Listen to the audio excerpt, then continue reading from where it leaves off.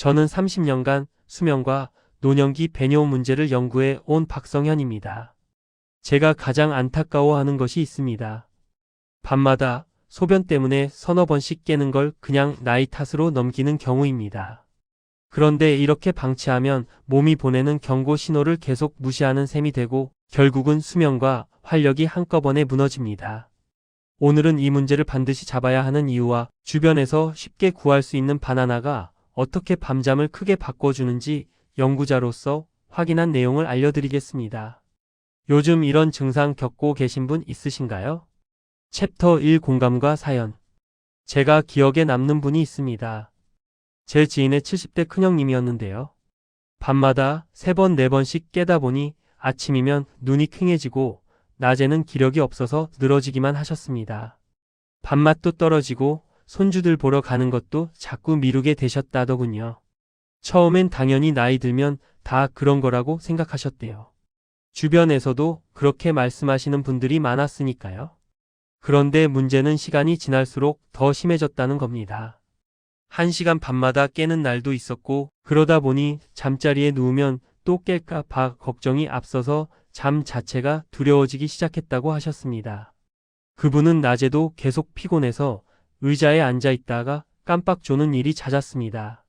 가족들이 걱정해서 병원도 몇 군데 가봤는데 검사상으로는 특별히 큰 문제가 없다는 얘기만 들으셨대요. 그래서 더 답답했다고 하셨어요. 몸은 분명 힘든데 뚜렷한 원인을 찾지 못하니 어디서부터 손을 대야 할지 모르겠더라는 거죠.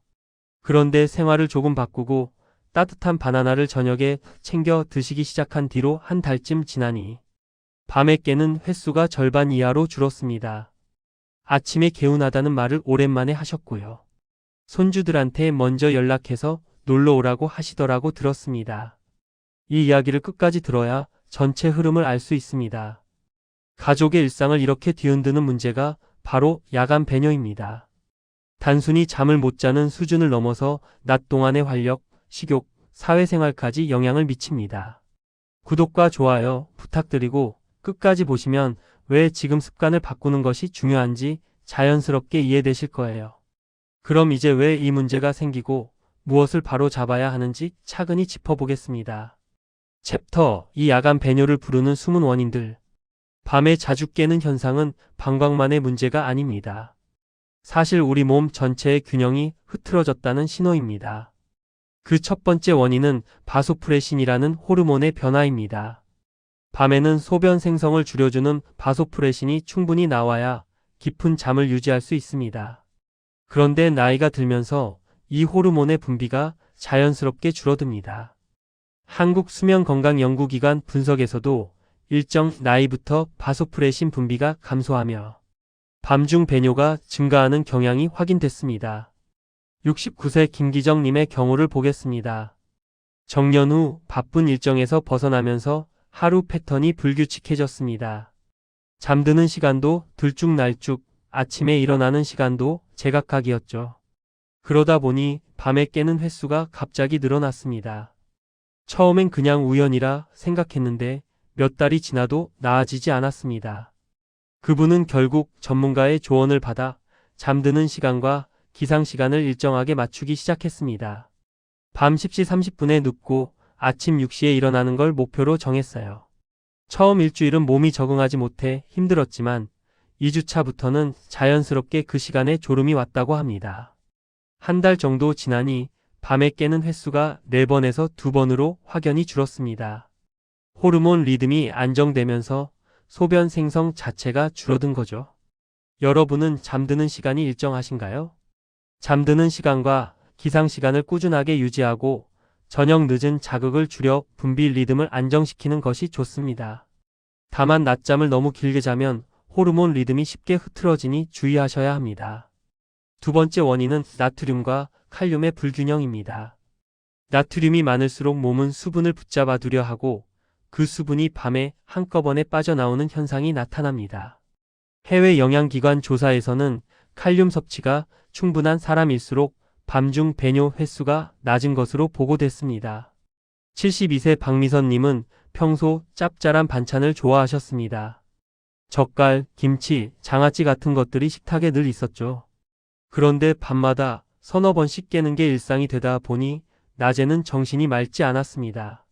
가족들이 나트륨을 줄여보라고 권했지만 음식 맛이 싱거워지니 입맛이 없다며 거부하셨대요.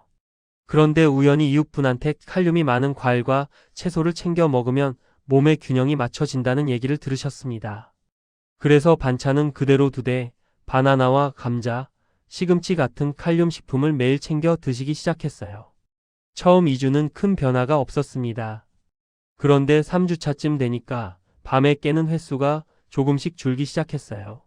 한 달 반이 지나자 3번 깨던 게 한 번으로 줄었습니다. 칼륨이 나트륨을 밀어내면서 수분 균형이 잡힌 거죠. 여러분은 짠 음식을 줄여보신 적 있으신가요? 과일, 채소, 특히 칼륨이 풍부한 식재료를 꾸준히 섭취하세요. 다만 콩팥 기능이 약한 분은 칼륨 조절이 필요하니 전문가 확인이 필요합니다. 세 번째 원인은 방광 근육의 과민입니다. 스트레스, 카페인, 부족한 마그네슘이 방광 근육을 긴장시키며 조금만 차도 신호를 보내게 합니다. 국내 비뇨기 건강센터 연구에서 마그네슘 섭취 증가가 방광 과민 증상 완화와 관계가 있다고 발표했습니다. 66세 장성호님은 잠들기 전에 커피를 한 잔씩 드시는 습관이 있었습니다. 긴장을 풀어준다고 생각하셨는데 사실은 그 반대였던 거죠. 커피 속 카페인이 방광 근육을 자극해서 조금만 차도 신호를 보냈습니다. 밤마다 두세 번씩 깨는 게 당연해졌고 아침에 일어나면 몸이 무거웠습니다. 가족들이 걱정해서 커피를 끊어보라고 했지만 오랜 습관이라 쉽지 않았어요. 그런데 대신 따뜻한 허브차로 바꾸고 마그네슘이 많은 견과류와 바나나를 챙겨 드시기 시작했습니다.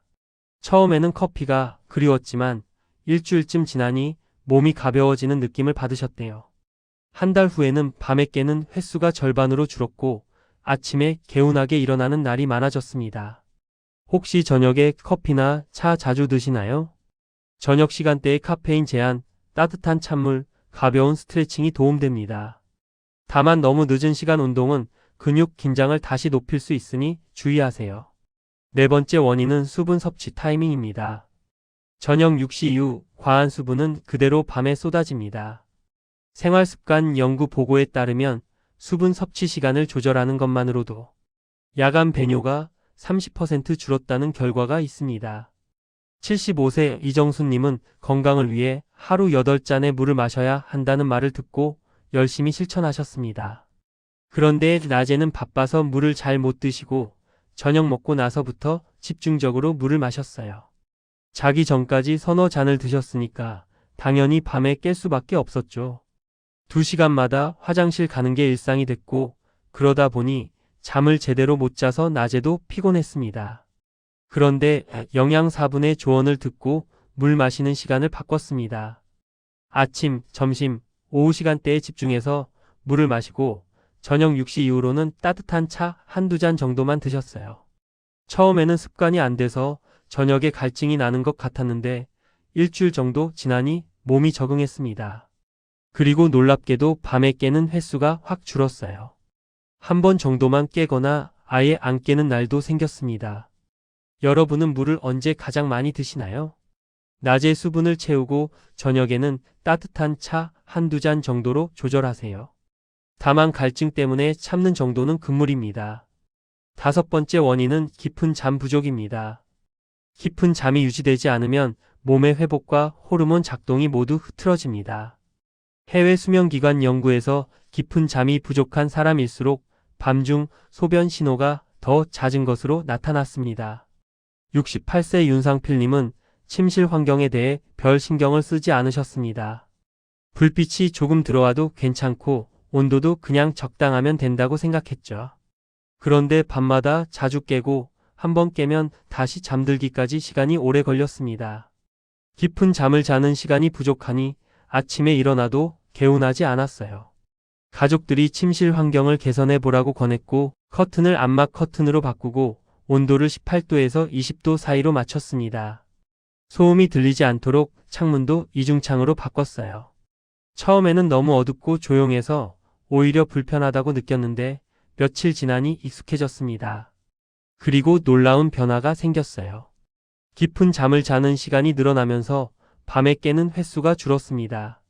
한 달쯤 지나니 3번 깨던 게 1번으로 줄었고 아침에 일어나면 몸이 가뿐했습니다. 여러분은 요즘 깊은 잠을 충분히 자고 계신가요? 조용하고 어두운 침실, 낮은 소음, 일정한 실내 온도가 중요합니다. 다만 너무 건조한 방은 오히려 각성을 유발하니 적절한 습도를 유지하세요. 이렇게 원인들을 정리했으니 이제 어떻게 개선할 수 있는지를 더 깊게 살펴보겠습니다. 챕터 3 바나나를 활용한 실천법 첫 번째 그룹. 앞서 원인을 짚어봤다면 이제는 실제로 어떻게 개선할 수 있는지 구체적인 방법을 알아보겠습니다. 바나나는 이 모든 문제를 한 번에 건드릴 수 있는 거의 유일한 자연식품입니다. 먼저 바나나의 칼륨 활용입니다. 칼륨은 나트륨을 밀어내는 균형추 역할을 하며 밤중 소변량 감소에 직접적으로 영향을 줍니다. 하루 1개, 저녁 식사 후 2시간 지나서 챙겨 드시면 됩니다. 다만 칼륨 보존 약물을 드시는 분은 섭취량 조절이 필요하니 의사와 상담하세요. 칼륨을 꾸준히 드셔본 적 있으신가요? 그냥 바나나를 먹는 것도 좋지만 따뜻하게 데워 먹으면 훨씬 더 좋습니다. 데워 먹으면 소화가 부드러워지고 마그네슘 흡수도 한층 좋아집니다. 전자레인지에 짧게 데우거나 약불에 살짝 굽는 정도면 충분합니다. 너무 뜨겁게 데우면 식감이 떨어지니 은은하게 따뜻할 정도만 좋습니다. 여러분은 차가운 음식보다 따뜻한 음식이 편하신가요? 바나나에는 마그네슘도 풍부합니다. 방광 근육이 긴장해 있으면 소량의 소변에도 신호가 빨리 옵니다. 마그네슘은 이 근육을 이완시켜줍니다. 따뜻한 바나나와 함께 가벼운 호흡 운동을 병행하면 더 좋습니다. 다만 저녁 늦게 자극적인 음료를 함께 섭취하면 효과가 약해지니 주의하세요. 잠들기 전에 몸이 긴장된 느낌 드시나요? 바나나에는 트립토판이라는 성분도 들어 있습니다. 트립토판은 몸에서 편안함을 만들어주고 깊은 잠을 돕는 물질로 전환됩니다. 저녁 활동을 차분히 마무리하고 바나나를 드신 뒤 편하게 휴식 시간을 가지세요. 먹자마자 바로 누우면 소화가 불편할 수 있으니 30분에서 1시간 정도 여유를 두는 게 좋습니다. 여러분은 잠들기 전에 어떤 루틴을 가지고 계신가요? 바나나만으로도 충분하지만 여기에 계피를 살짝 더하면 시너지 효과가 납니다. 계피는 체온 유지와 순환을 돕고 바나나와 잘 어울립니다. 반 티스푼 정도만 살짝 뿌려 드세요. 향이 강하니 너무 많이 넣지 않는 것이 좋습니다. 계피 향 좋아하시나요? 챕터 4 바나나를 활용한 실천법 두 번째 그룹. 바나나와 함께 챙겨야 할 또 다른 요소들이 있습니다. 아무리 좋은 식품을 먹어도 주변 환경이 받쳐주지 않으면 효과가 반감됩니다. 침실의 조도, 온도, 소음은 야간 배뇨 신호를 줄이는데 매우 큰 역할을 합니다. 침실 온도가 너무 높으면 오히려 몸이 각성됩니다. 18도에서 20도 사이로 맞추고 불빛은 최소화하세요. 여러분 댁 침실 온도는 어떤가요? 수분 조절도 빼놓을 수 없습니다. 수분 조절만 바꿔도 야간 신호가 크게 줄어든다는 보고가 많습니다. 낮에 충분히 채우고 저녁엔 조금씩만 마시는 형태로 바꾸세요. 저녁에 갑자기 물을 완전히 끊는 방식은 적절하지 않습니다. 저녁 시간대에 물을 얼마나 드시나요? 그리고 가장 중요한 건 꾸준함입니다. 몸의 균형은 서서히 회복되기 때문에 최소 한 달은 실천해야 변화를 확실히 느낍니다. 며칠하고 포기하면 몸이 적응할 틈이 없습니다. 한 달 달력에 체크하며 작은 변화를 기록해 보세요. 한 달 정도 꾸준히 해보실 마음이 있으신가요? 실제로 제가 상담했던 분들 중에 73세 되시는 분이 계셨습니다. 처음에는 바나나 한 개로 뭐가 달라지겠냐며 반신반의하셨어요. 그런데 막상 시작하니까 생각보다 어렵지 않았다고 하셨습니다. 저녁 먹고 2시간쯤 뒤에 따뜻하게 데운 바나나 한 개 먹는 게 전부였으니까요. 처음 일주일은 별 차이를 못 느꼈는데 2주차부터 밤에 깨는 횟수가 조금씩 줄기 시작했습니다. 한 달이 지나니 4번 깨던 게 2번으로 확 줄었고 2달째에는 한 번만 깨거나 아예 안 깨는 날도 생겼어요. 아침에 일어나면 몸이 가볍고 낮에도 졸지 않게 됐다고 기뻐하셨습니다. 지금은 가족들한테도 권하고 계신다더군요. 이런 변화는 하루아침에 오지 않습니다. 우리 몸은 오랜 시간에 걸쳐 만들어진 패턴을 따르기 때문에 새로운 패턴을 만들기 위해서도 시간이 필요합니다. 그래서 조급해하지 마시고 하루하루 작은 실천을 쌓아가는 게 중요합니다. 달력에 매일 체크하면서 오늘도 바나나 먹었다, 물 조절했다, 이렇게 기록해 보세요. 그러면 한 달 뒤에 돌아봤을 때 뿌듯한 마음이 들 겁니다. 또 한 가지 팁을 드리자면 가족들과 함께하는 것도 좋습니다. 혼자 하면 중간에 포기하기 쉬운데 가족이 함께 응원해주고 같이 실천하면 훨씬 더 수월합니다. 배우자분이나 자녀분께 이 내용을 공유하시고 같이 바나나 챙겨 드시면 어떨까요? 서로 확인해주고 격려해주면 꾸준히 이어가기가 훨씬 쉬워집니다.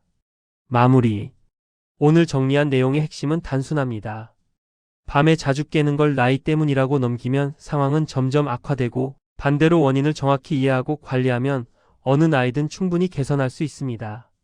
잘못된 상식은 소변이 자주 마려우면 방광만 문제라고 생각하는 것이었고 올바른 관리는 호르몬 균형, 전해질 조절, 근육 이완, 수면 리듬을 함께 보는 것이었습니다. 바나나는 이 네 가지를 동시에 건드릴 수 있는 거의 유일한 자연식품에 가깝습니다. 충분한 칼륨은 나트륨 부담을 줄여주고 마그네슘은 과민한 근육을 풀어주고 트립토판은 잠의 질을 높여 밤중 신호를 자연스럽게 줄여줍니다. 오늘 당장 실천할 단 하나의 제안은 따뜻한 바나나 한 개입니다. 저녁 식사 후 2시간쯤 지나 데워 드시고 잠들기 전에는 조용하고 어두운 환경을 만들어 보세요. 그리고 한 달 동안 꾸준히 해보세요.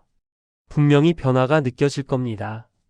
다음 영상에서는 야간 배뇨를 악화시키는 숨은 생활 습관과 많은 분들이 오해하고 있는 민간요법의 진실을 다뤄보겠습니다. 여러분은 어떤 부분이 가장 공감되셨나요?